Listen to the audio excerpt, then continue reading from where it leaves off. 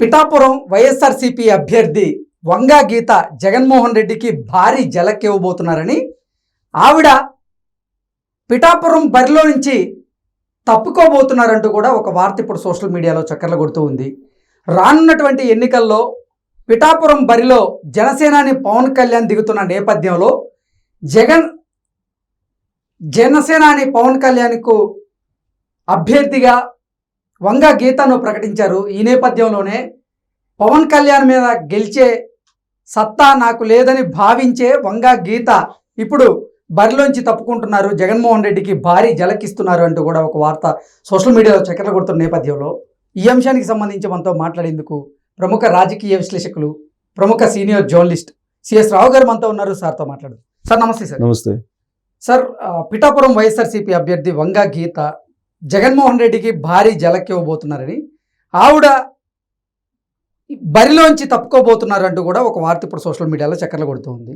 పవన్ కళ్యాణ్ మీద నేను పోటీ చేస్తే గెలవడం కష్టమని వంగా గీత భావించారు. అందుకే ఆవిడ రానున్నటువంటి ఎన్నికల్లో బరిలో దిగేందుకు ఆసక్తి చూపించడం లేదు, అందుకే జగన్మోహన్ రెడ్డికి భారీ జలకిచ్చారు అంటూ కూడా ఒక వార్త వస్తున్న నేపథ్యంలో ఏంటి సార్ దీని మీద మీ విశ్లేషణ ఏంటి? ఒకటేందంటే వంగా గీత ఎంపీగా ఉన్నారు, అంతకుముందు రాజ్యసభ కూడా చేశారు తెలుగుదేశం పార్టీలో. తర్వాత తెలుగుదేశం పార్టీలో సుదీర్ఘమైనటువంటి రాజకీయ ప్రయాణం కూడా చేశారు. తెలుగుదేశం పార్టీ వాళ్ళతోటి చాలా బలమైనటువంటి సంబంధాలు ఉన్నాయి, రాజకీయాలకు అతీతమైనటువంటి సంబంధాలు ఆవిడకి ఉన్నాయి. సో ఇప్పుడు మారినటువంటి రాజకీయ పరిణామాల దృష్ట్యా వాస్తవంగా చెప్పాలంటే వైఎస్ఆర్ కాంగ్రెస్ పార్టీ నుంచి బరిలో నుంచి తప్పుకోవడానికి ఒక వంగా గీతనే కాదు, చాలా మంది పేర్లు వినిపిస్తున్నాయి. అయితే ఇప్పుడు వంగా గీత పేరు ఎందుకు ప్రస్తావించాల్సి వస్తుందంటే అక్కడ పవన్ కళ్యాణ్ పోటీ చేస్తున్నారు. పవన్ కళ్యాణ్ అసెంబ్లీలోకి అడుగు పెట్టాలి, పవన్ కళ్యాణ్ కీలక రాజకీయ నాయకుడిగా ఎదగాలి, కీలక రాజకీయాల్లో ప్రత్యక్ష రాజకీయాల్లో ఉండాలి అని కోరుకుంటున్నటువంటి వాళ్ళు చాలా మంది ఉన్నారు, ఎస్పెషల్లీ కాపు సామాజిక వర్గం. సో ఆ క్రమంలో వంగా గీత ఇప్పుడు పవన్ కళ్యాణ్ కోసం, పవన్ కళ్యాణ్ పోటీ చేసిన ప్లేస్లో ఎదురు పోటీ చేసి నిలబడటం కరెక్టా కాదా అనే ఒక పునరాలోచన చేస్తున్నట్టు అక్కడ వినిపిస్తుంది పిఠాపురం నుంచి, వైఎస్ఆర్ కాంగ్రెస్ పార్టీ శ్రేణుల నుంచి, ప్లస్ ఈమె అభిమానుల నుంచి కూడా. సో వంగా గీత ఏంటంటే యాక్చువల్గా ఆవిడ కాకినాడ ఎంపీగా మళ్ళీ పోటీ చేయాలనేటువంటి ఒక ఆలోచన బలంగా ఉంది. కానీ సడన్ గా పిఠాపురం నుంచి ఆవిడ ఎమ్మెల్యేగా చేయమన్నారు. సో రాజకీయ బదిలీలు చేశారు కదా జగన్మోహన్ రెడ్డి, రాజకీయ బదిలీలు అనేకం చేశారు, 60-70 మందిని మార్చడం ఇవన్నీ కూడా చేశారు. ఈ మార్పుల్లో వంగా గీతను కూడా కాకినాడ ఎంపీ నుంచి పిఠాపురం ఎమ్మెల్యేగా పోటీ చేయాలని చెప్పి చేశారు. చేసినటువంటి క్రమంలో గ్రాఫ్ బాగలేదు, కాకినాడలో ఎంపీ గ్రాఫ్ బాగలేనప్పుడు దాని పరిధిలో పిఠాపురం ఎలా బాగుంటుంది, పిఠాపురంలో ఎలా గెలుస్తారు? పైగా అక్కడ పవన్ కళ్యాణ్ అభ్యర్థిత్వాన్ని అనౌన్స్ చేశారు. పవన్ కళ్యాణ్ అనౌన్స్ చేసిన తర్వాత గెలవడం అనేది అంత ఈజీయా? మొదట జగన్మోహన్ రెడ్డి పవన్ కళ్యాణ్ పై అభ్యర్థిగా ముద్రగడను పెడదాం అనుకున్నారు. కానీ ముద్రగడ అయితే అక్కడ కాపులు కొంతమేరకు వ్యతిరేకించే అవకాశం ఉందని భావించి జగన్మోహన్ రెడ్డి వంగా గీత అయితేనే అభ్యర్థిగా అక్కడ పవన్ కళ్యాణ్తో తలబడగలదు అంటూ కూడా జగన్మోహన్ రెడ్డి భావించే వంగా గీత పేరును అక్కడ ప్రకటించారు అంటూ కొన్ని వార్తలు అయితే వస్తున్నాయి. అవును, యాక్చువల్గా ఫస్ట్ అనుకున్నది ముద్రగడ పద్మనాభం బలమైనటువంటి అభ్యర్థి అవుతాడు అనేది. కానీ ముద్రగడ పద్మనాభం ఒక రకంగా అక్కడ కాపు సామాజిక వర్గానికి సంబంధించినటువంటి రిజర్వేషన్ లేదా కాపు సామాజిక వర్గానికి సంబంధించినటువంటి ఒక ముద్ర ఆయన మీద ఉంది, కాపు నేతగా. కానీ అప్పుడు కాపేతర సామాజిక వర్గాలన్నీ ఏకమయ్యి ఆయన్ని ఈజీగా ఓడించేటువంటి అవకాశం ఉంది. ప్లస్ కాపు ఓట్లు కూడా పడే అవకాశం లేదు ఆయనకి, పవన్ కళ్యాణ్ పడేటువంటి అవకాశం ఉంది. అంతిమంగా వైఎస్ఆర్ కాంగ్రెస్ పార్టీ భారీగా నష్టపోతుంది అనేటువంటి ఉద్దేశంతో వంగా గీతను అక్కడ ఎమ్మెల్యే అభ్యర్థిగా కంటెస్ట్ చేయాలని చెప్పి కోరాడు ఆయన. దాన్ని కోరడం వెనక కారణం ఏంటంటే ఇంకా రకరకాల అన్ని పార్టీలతోటి ఇప్పుడు చూస్తే కనుక ప్రొఫైల్ చూస్తే కనుక మనం ఇప్పుడు వైఎస్ఆర్ కాంగ్రెస్ పార్టీలో ఎంపీగా ఉన్నారు ఆవిడ అక్కడ కాకినాడ నుంచి. అలాగే అంతకుముందు కాంగ్రెస్ పార్టీ నుంచి ఉన్నారు 2011 నుంచి 2014 దాకా. దానికన్నా ముందు ప్రజారాజ్యం పార్టీ 2008 నుంచి 2011 దాకా ప్రజారాజ్యం పార్టీలో ఉన్నారు. దానికన్నా ముందు 1983 నుంచి అంటే పార్టీ పెట్టినప్పటి నుంచి తెలుగుదేశం పార్టీ 2008 దాకా, అంటే ఆల్మోస్ట్ చాలా సుదీర్ఘమైన ప్రయాణం 2008 దాకా ఆవిడ తెలుగుదేశం పార్టీలోనే ఉన్నారు. సో ప్లస్ ఆవిడ ఆంధ్ర యూనివర్సిటీ ఎల్ఎల్బి చేశారు, న్యాయవాదిగా పనిచేశారు. తర్వాత ఆవిడ రాజ్యసభకు కూడా ఎంపికయ్యారు అప్పుడు, ఇది తెలుగుదేశం పార్టీలో ఉన్నప్పుడు. సో ఇంత సుదీర్ఘమైన రాజకీయ ప్రయాణం ఉంది కాబట్టి రకరకాల రాజకీయ పార్టీలతో సంబంధాలు ఉన్నాయి. ప్లస్ సామాజిక వర్గ పరంగా కాకుండా ఒక రాజకీయ సమీకరణాలు ఏకీకృతమవుతాయి అనేటువంటి ఉద్దేశంతో జగన్మోహన్ రెడ్డి వంగా గీతను అక్కడ పోటీకి నిలిపారు. ఆ తర్వాత పిఠాపురం నుంచి పవన్ కళ్యాణ్ ఎంచుకున్నాడు. ఫస్ట్ లోనే పిఠాపురం నుంచి పవన్ కళ్యాణ్ అని చెప్పి ఒకవేళ అనౌన్స్ చేసినట్టయితే బహుశా ఆమె రిజెక్ట్ చేసి ఉండేవాళ్ళేమో పిఠాపురం నుంచి. ఆవిడ అనౌన్స్ చేసిన తర్వాత పవన్ కళ్యాణ్ వచ్చారు కాబట్టి ఆవిడ డ్రాప్ అవుతారా అని అంటే మెగా ఫ్యామిలీ తోటి చాలా దగ్గర సంబంధాలు కూడా ఉన్నాయి వంగా గీతకి.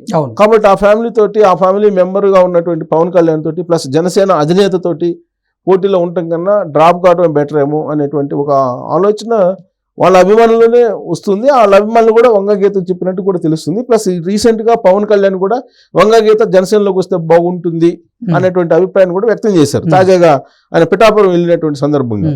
అంటే అలాంటి అభిప్రాయాన్ని వ్యక్తం చేశారంటే డెఫినెట్ గా ఏదో చర్చలు అయితే జరుగుతున్నాయని చెప్పి అనుకోవాలి. చర్చలు అయితే జరగకుండా ఇలాంటి ఆ మాట అనరు కదా. ఒకవేళ వస్తే అప్పుడు మళ్ళీ రాజకీయపరమైన ఈక్వేషన్ కూడా మారిపెట్టే అవకాశం ఉంది. ఇప్పుడు వంగా గీతకే పిఠాపురం ఇచ్చేసి ఆయన ఎంపీగా వెళ్ళొచ్చు, ఉదయం ఇంకో చోట అడ్జస్ట్ చేయొచ్చు, లేదంటే భీమవరం నుంచో గాజువాక నుంచి ఎక్కడో దగ్గర చేయొచ్చు. ఇప్పుడు ఆల్రెడీ జనసేన నుంచి నిన్న ఆల్రెడీ చెప్పారు పిఠాపురం అలాగే గాజువాక భీమవరం నాకు 3 కళ్ళు లాంటి అని నేను ఆయన ప్రకటించారు, చెప్పారు. ఆలోచన కానీ భీమవరం వెళ్ళినా ఆశ్చర్యపోతుంది. భీమవరం వెళ్తే కాదనే వాళ్ళు ఎవరు? పవన్ కళ్యాణ్ ఎక్కడ కాదనరు కదా. గాజువాకి వెళ్ళినా కాదనరు, ఆయన ఇష్టం. పవన్ కళ్యాణ్ వస్తానంటే ఆ పార్టీ వాళ్ళు ఎవరైనా ఆహ్వానిస్తారు, పార్టీ అధినేతని ఎవరైనా ఆహ్వానిస్తారు. ప్లస్ ఆయనకి ఎక్కడైనా గెలవగలిగేటువంటి సత్తా ఉందని చెప్పి జన సైనికులు భావిస్తున్నారు. సో కాబట్టి ఇప్పుడు కనుక వంగా గీత వస్తే వైఎస్ఆర్ కాంగ్రెస్ పార్టీ నుంచి డెఫినెట్గా అక్కడి నుంచే పవన్ కళ్యాణ్ అవకాశం ఇచ్చేటువంటి అవకాశాలు లేకపోలేదు. అలాంటి సింటమ్స్ ఉండబట్టే పవన్ కళ్యాణ్ ఆ వ్యాఖ్యలు చేసి ఉంటారు అనుకుంటున్నాను నేనైతే. అంటే వంగా గీత ఇక జగన్మోహన్ రెడ్డికి భారీ జలక్ ఇవ్వడం నిజమే అంటారు అయితే? వంగా గీతనే కాదు, అయిష్టంగా పోటీ చేస్తున్నటువంటి వాళ్ళు చాలా మంది ఉన్నారు వైఎస్ఆర్ కాంగ్రెస్ పార్టీలో. బయటకు వచ్చి చెప్పలేకపోయినప్పటికీ ఎక్కడి దాకా ఎందుకు నాకు తెలిసినటువంటి నా ఫ్రెండ్ మీన్స్ నేను జర్నలిజంలోకి వచ్చినప్పుడు తను కూడా పాలిటిక్స్ లోకి వచ్చాడు. కాంగ్రెస్ పార్టీ తన నుంచి పాలిటిక్స్ లో ఉండేవాడు అతను. నేను జర్నలిజంలోకి వచ్చిన కొత్తల్లో అప్పుడు అతను కార్పొరేటరు. ఇప్పుడు అతను స్థాయి పెరిగింది. ఇప్పుడు జర్నలిజంలో నా సీనియారిటీ కూడా పెరిగింది. బట్ అప్పటి నుంచి ఇద్దరు ఫ్రెండ్స్ లాగానే మాట్లాడుకునేవాళ్ళు. రీసెంట్ గా నేనే ఫోన్ చేశాను అతను. చేస్తే ఏంటి ఎమ్మెల్యేగా కంటెస్ట్ చేస్తున్నావు అంట, ఏంటి అని అంటే, ఏముందన్నా ఫోన్ చేశారు, చెయ్యికి తప్పదు కదా అని అన్నాడు. చెయ్యికి తప్పదు కదా, వెళ్ళాలి అని అన్నాడు. వెళ్ళాలి ఇంకా తప్పదు అని అంటే, ఎందుకు అక్కడ పోతే గెలుస్తారా? గెలవరు అన్న, గెలవం తెలుసు నాకు, కానీ ఏం చేస్తాం, అధినేత చెప్పిన తర్వాత వెళ్ళకుండా ఉండలేం కదా, వెళ్ళాలి, వెళ్ళి చూస్తాను, నా ప్రయత్నం నేను చేస్తాను అని అన్నాడు. అంటే అయిష్టంగా వెళ్తున్నాడు. వీళ్ళందరూ రేపు అసలు వైఎస్ఆర్సీపీ బీఫామ్ తీసుకునే అవకాశం లేదని, అసలు వైఎస్ఆర్సీపీ నుంచి బరిలో దిగే అవకాశం లేదంటూ కూడా, నామినేషన్ వేసే అవకాశం లేదంటూ కూడా కొన్ని వార్తలు వస్తున్నాయి. చిలకలూరుపేటలో కూటమి సభ జరిగిన తర్వాత ఆ కూటమి సభ నుంచి వచ్చినటువంటి రియాక్షన్స్ చూసిన తర్వాత ఒక్కటేంటంటే, అక్కడ పబ్లిక్ బాగా వచ్చారు, కానీ అక్కడ కుట్రపూరితంగా దాన్ని డిస్టర్బ్ చేయాలని ప్రయత్నం చేశారు. పిఎంఓ ఆఫీసు ఈ విషయంలో చాలా పగడ్బందీ ఇన్ఫర్మేషన్ సేకరించింది. నాకు తెలిసినంత వరకు ఇవాళ రేపు కనీసం ఒక 2-3 IPSలు సస్పెండ్ అయ్యేటువంటి అవకాశం ఉంది, లేదా బదిలీ అయ్యేటువంటి అవకాశం ఉంది.